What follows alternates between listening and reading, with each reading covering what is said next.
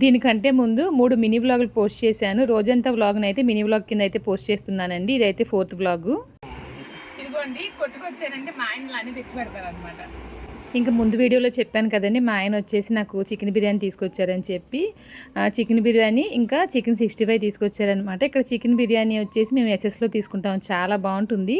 Chicken biryani కదండి, ఏ బిర్యానీకైనా మంచి side dish చేపల పులుసు అనమాట. మీరు ఎప్పుడైనా చేపల పులుసుతో బిర్యానీ తినారా లేదనేది మర్చిపోకుండా కమెంట్లో చెప్పండి. అంతేకాకుండా మీకు బిర్యానీతో ఏ సైడ్ డిష్ అంటే ఇష్టం అనేది కూడా కమెంట్లో చెప్పండి.